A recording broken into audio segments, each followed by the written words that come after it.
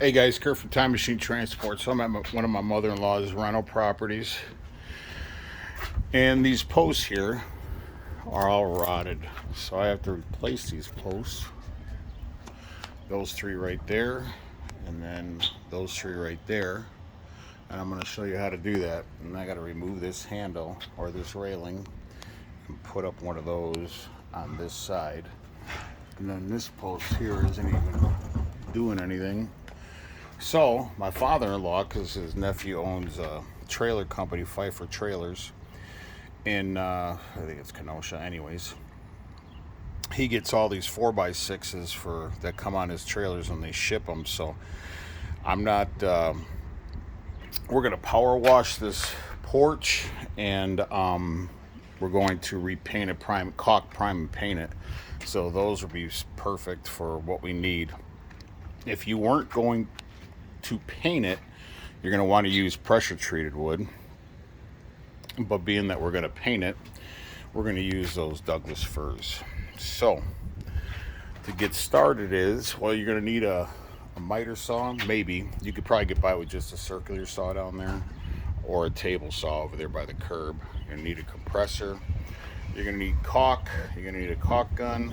You're going to need some extra boards like that one laying on the ground there. And you're going to need some sort of platform, pry bar, a hammer, and another ladder, and a jack, a floor jack. You can use 1 ton, 2 ton. We're not picking up a lot of weight here, so our plan is to, hold on 1 second. Sorry. You're also going to need levels, a 2-footer and maybe a 4-footer. And a speed square right there. It's a speed square and a carpenter's pencil. So our first things first is I'm going to tear this handrail off, because I'm going to use this post because it's not doing anything. It's not supporting any weight. I think it's just so this handrail has something to sit on or connect to, but it's really not doing that much good anyway. So what I'm going to do is I have my jack handle. It's over on the grass. So what I'm going to do is I'm going to take a 4x4, the one that's on the ground there, and I'm going to place it like this, there and there. And then I'm going to take a post, and I'm going to cut a post that's going to go to the platform, to the disc on my floor jack. And I'm going to lift this roof up. There is, I mean, it's enough weight up there, probably 1,000 pounds or so. Anyways, I'm going to take that pressure off of the poles or the posts. So then when it's up in the air, I'm just going to bring it up about 1 inch just to get so these can be torn out, these 3 posts. And then I'm going to cut, I'll explain once I get to that point. It's probably be a part 1 of maybe a 3 or 4 part video. So I'm going to put you on pause, get my 4x4 and get my post cut. All right guys, I'm back. So I couldn't use my couldn't use that 4x4 right there because I wanted to get wider on the span. So what you're going to want to do is you're going to want to cut, if you had a spare 4x4, mine here was 75 inches I believe, from that plate of the jack. Can you see that? Yeah, right here at the plate all the way up to the top was 75 inches. Yours is probably going to be a different height. And then I had already bought some pressure treated lumber that I was going to do with until my father-in-law had those posts that we could get, which actually saved us a couple $100, believe it or not. These 4x4s pressure treated are super expensive now. Anyways, so what you want to do is, I actually went into the corner here with this board, and I was able to go on the corner of that board right there, on the corner of that board, so I was able to kind of go on a 45 like it is right now. But what happened was it was too close to the edge So it actually started going down, and I wasn't too thrilled about it. So I had to go get one of these 4x4s, and I'll step back so you can see what it looks like 100% like that, okay? And if you wanted to be extra careful, you could take some screws and put the screws in here. That's probably what I'll do before. Oh, you're gonna also need this lens. You're gonna need a box of screws, a Sawzall. I got a cordless and an impact.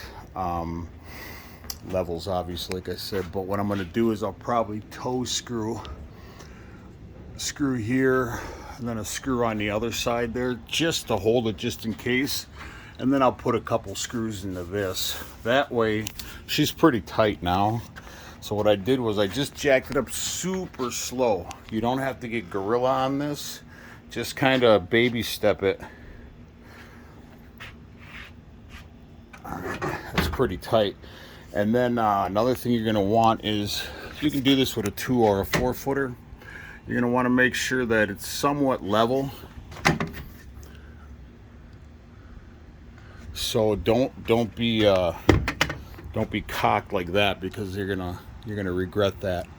But don't get too crazy out in the middle. You're gonna want, because it's wanting the, I want to push this corner up, because now, as you can see, the posts have already separated.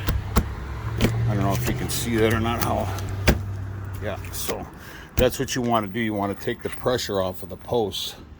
So now I'm going to go ahead and grab some screws, put a couple 6 screws in there, toe screw it. And if you don't know what toe screw is, hold on, I'll show you. Okay, toe screwing is if you take a screw or a nail and you go on an angle like that. Like that. I got my sunglasses on, so I'm not really sure. So what you do is you get them started like so. I'll get it in the hole, Kurt. That's what she said.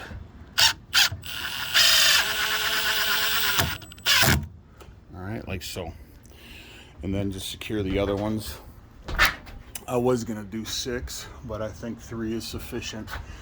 And what you're doing by doing that is just making sure that when I start ripping these posts out, that I don't accidentally hit this thing and send it flying while I got the posts out, because then you're going to have yourself a serious problem. So, and another thing I'm going to do, I'm just going to do one at a time. I'm not going to do all 3. So I have the weight pretty much off of it. You can see where, so that's good. But yeah, she was rotted pretty good. So this was definitely not in the best shape. I would have really liked to have saved these posts, but it doesn't make any sense. It'd be worth, or it's a lot more hassle than what it's worth. So, and then what I'm going to do is I got a 2x12 pressure treated, and I'll show you on the next video.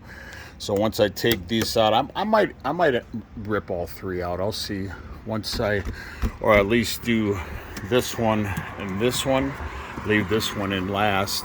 I just want to leave a safety net just in case that this thing, for some odd reason, if it pops a hole in the floor, because I don't know what the joists look like underneath this porch. Is pretty old.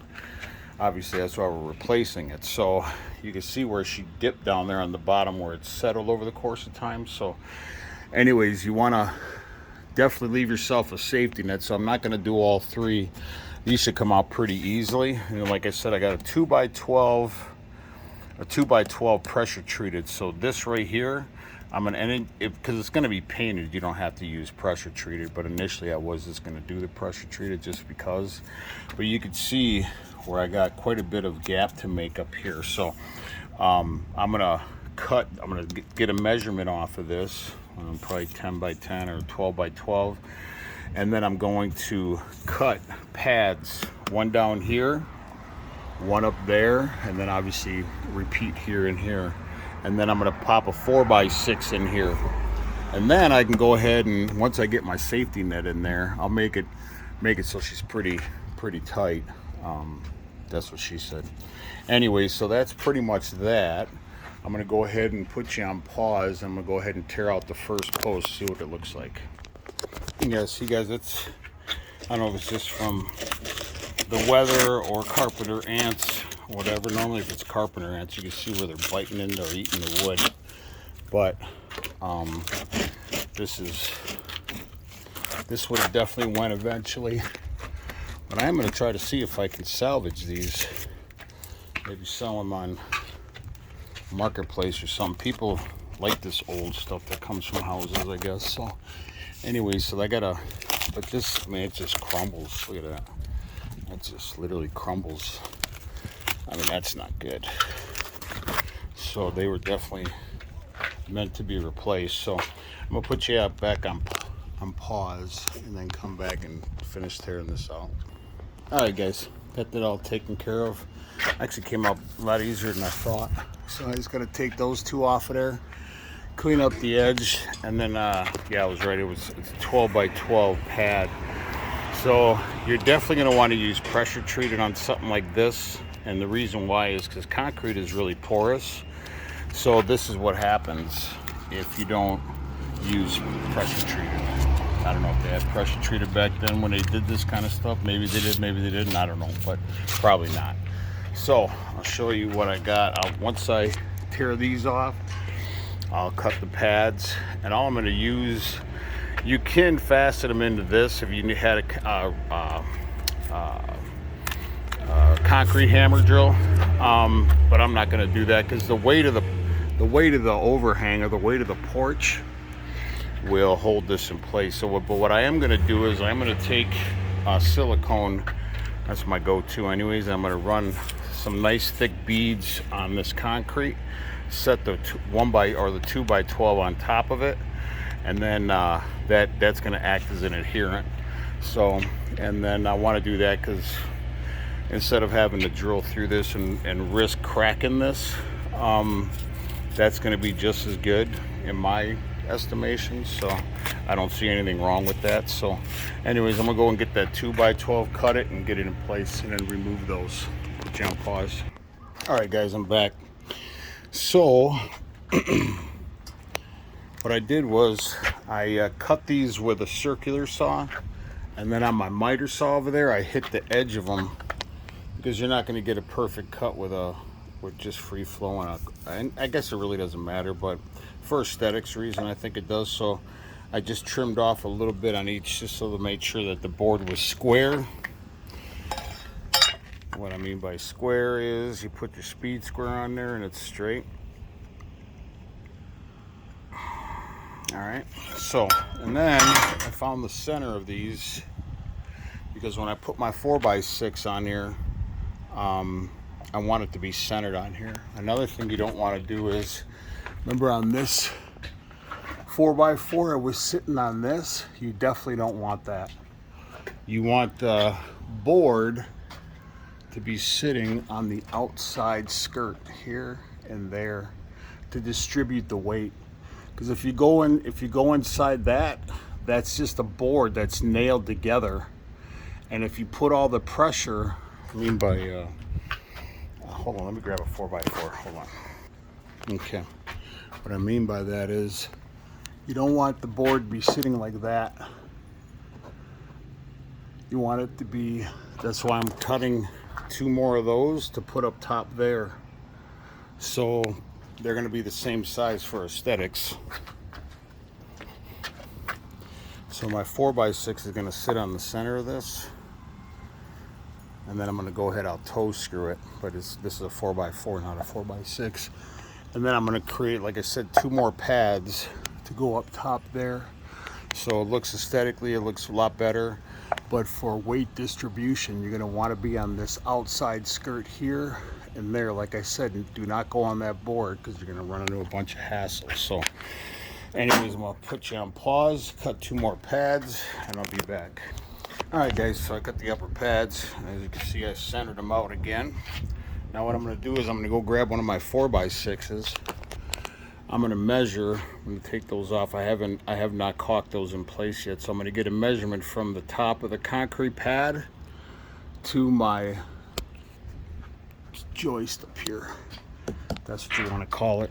Not a carpenter by trade, but I've done a lot of this stuff over the course of years when I was a general contractor. So Anyways, and then what I'm going to do is I'm going to grab the 4x6, cut it to length, and then I'm going to take this and I'm going to center the 4x6 in that area right there. And then I'm going to flip it over, I'm going to screw it. And the reason why I'm doing that is because then I know I'm true center on this.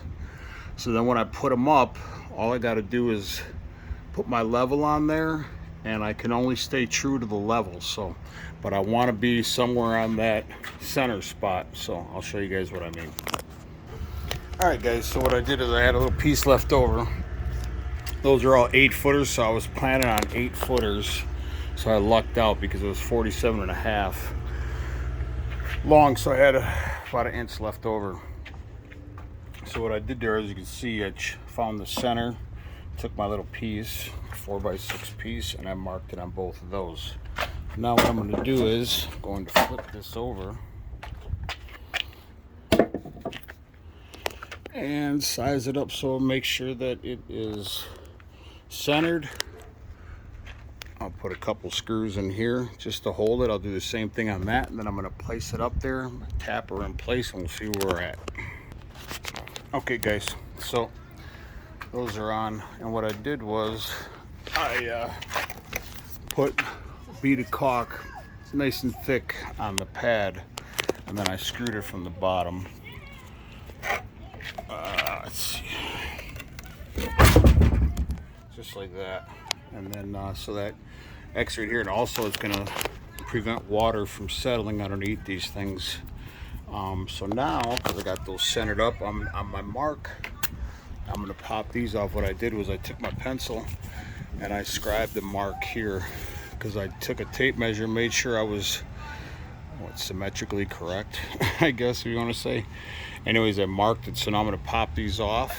I'm going to put I'm just using painter's caulk. I didn't have any silicone, but same difference really. It's going to adhere regardless. So I wanted a little bit of separation in between to give a little bit more detail, and just running, instead of just running one all the way across, I wanted 3 of them to be individual, like this here.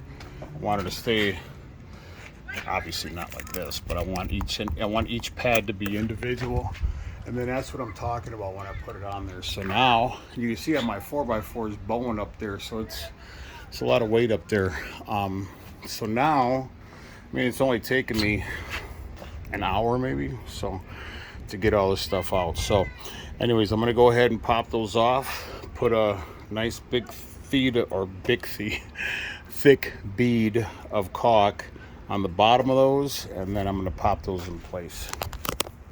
All right, guys, went ahead and I ran a bunch of caulk underneath there. I'm gonna have to get my pencil and take that excess out, or it's gonna look like shit.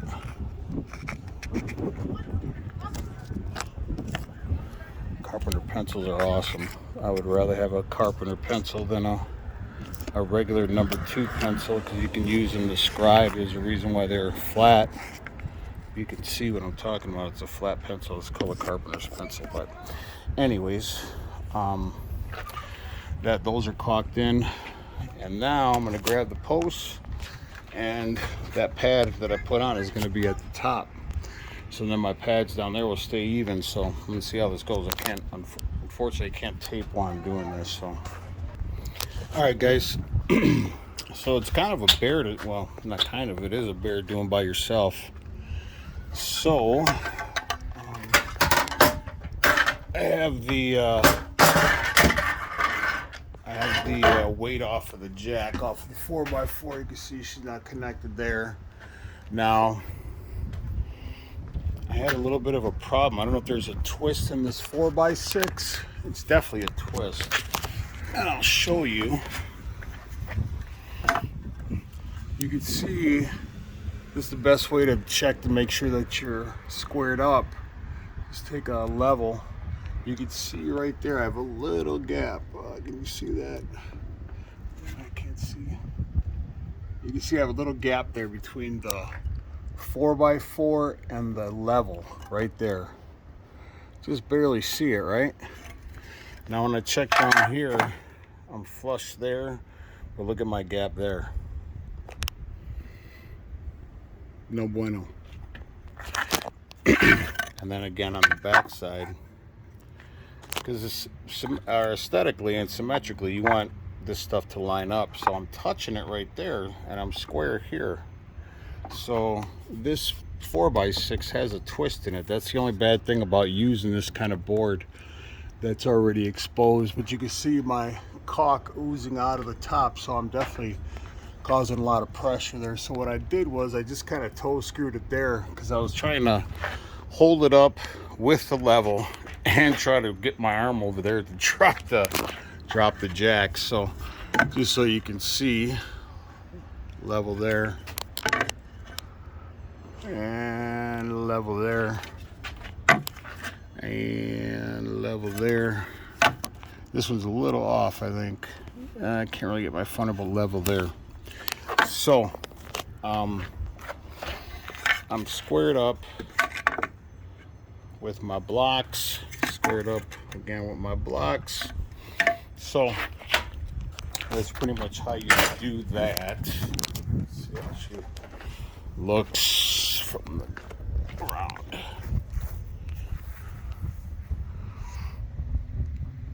Now what I'm going to do is I'm going to put you on pause. I'm going to grab something. Whose cool ass truck is that? Read the plate, bitch. Read the plate. Anyways. So what I did was I got this these 1x, and I'll show you what I'm going to do with them. To give it a little bit of design, I'm going to cut 1x's down here and cleat it out on the bottom. I'll show you how I'm going to do that. So I'm basically going to encase this 4x6 with a little cleat on the bottom there up top, just to give it a little bit of a design. So that's why I have the hold on one second. I'm gonna get me an ice cream cone. I didn't cash it. Hold on one second. Got me some mango and some strawberry. Anyways, I love helping out kids like that are running around in the summertime trying to earn an extra buck. But anyways, so you can see what I'm going to do there. I'm going to cleat it out on the bottom and the top.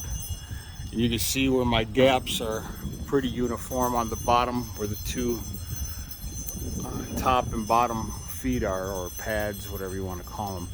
The only bad thing about it was I wasn't able, so I'm center on the top on that piece. Like I told you, I took that piece and I marked the center, but the only bad thing is, that's what I was afraid of. That's why I did the top one with the board, and then I was a little afraid that I wasn't going to be able to line up center down here. So what I'm going to do is, I think when I tear this one out, I'm going to grab my circular saw. I'm going to get a measurement from here to here, and I'll do the exact same measurement from here to here, and I'll run my circular saw across from that. And then I know pretty much how I'll sit on those ones there. This is kind of a trial and error here, so because I don't want it to be like this. It looks odd where there's too much wood in the back. That's what she said. I don't know. But anyways, well, I'll get a measurement from there to there, and then I'll do it even or the same from there to there. So I'll end up cutting some of this off so it doesn't look as odd, I guess. But that's pretty much it, man. Now I can go ahead and do that. You can see where I another thing I didn't want to do was, I might have to cut that top too, but I wanted to be kind of centered on this, but I couldn't get all the way centered because then I'd be way over here. So I kind of split the difference on that, so I don't think it looks too bad. But I'm gonna probably end up cutting this. So no, it looks, I mean, it's okay, I guess. But anyways, so that's pretty much how you do posts. Now I'm gonna go ahead and do this third one and clean up for the day and get out of here. So anyways, I hope it was helpful. Please like and subscribe to the channel. Ciao.